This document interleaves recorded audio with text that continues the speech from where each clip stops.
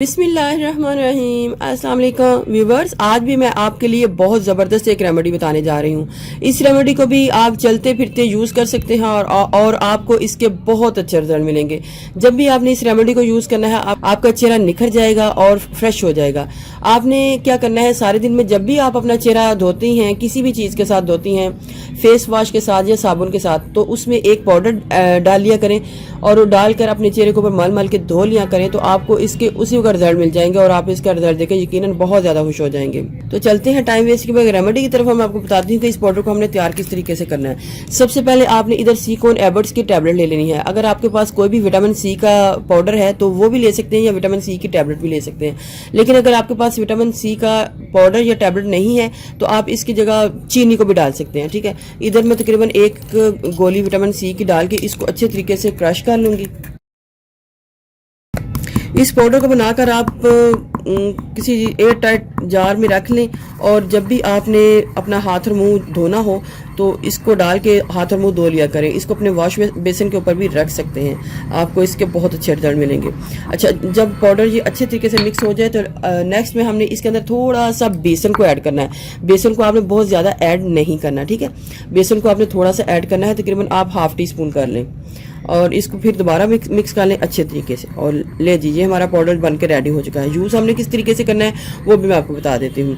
आप इसको पूरे चेहरे के ऊपर, बाजू के ऊपर, हाथों के ऊपर, जिस्म के किसी हिस्से में भी जब मल मल के धोएंगे तो आपका जो चेहरा है वो निखरा निखरा बेदाग हो जाएगा। आपने इसको किसी जार में रख लेना है और पानी लेना है। आप ये सारा प्रोसीजर अपने वॉश बेसिन के ऊपर भी कर सकते हैं। इधर ही मैं आपको ये जो तरीका है करके दिखा देती हूँ। इधर आपने कोई भी फेस वॉश जो है ले लेना है। इधर मैं पॉन्ड्स का फेस वॉश ले रही हूँ। सबसे पहले आपने थोड़ा सा फेस वॉश जो है ना अपने हाथ के ऊपर डालना है। जितना आपने लगाना है, जितना आप अपने चेहरे के ऊपर लगाते हैं उतना आप ले लेना है। और ये जो पाउडर है इसकी क्वान्टिटी आपने थोड़ी सी डालनी है अपने हाथ के ऊपर। अगर मैं अपने चेहरे के ऊपर डाल रही हूँ तो ये इतना मेरे लिए काफ़ी है, ठीक है। पानी डाल के इसको मिक्स करूँगी क्योंकि इसके अंदर बेसन है और बेसन भी हमारी स्किन के हवाले से बहुत ज़बरदस्त है, ठीक है। तो इसको अच्छे तरीके से पहले मिक्स कर लेना है। ये एक क्रीमी स्ट्रक्चर में आ जाएगा ऐसे करके। तो करने के साथ आप साथ ही भी अपने हाथों के ऊपर इसको मसाज कर लें।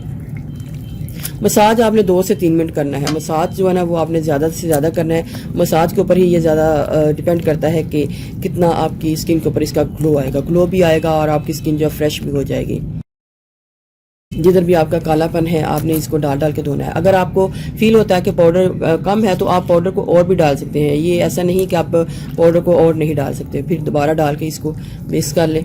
विटामिन सी का सारा असर आपकी स्किन के ऊपर आ जाएगा उसी वक्त, ठीक है।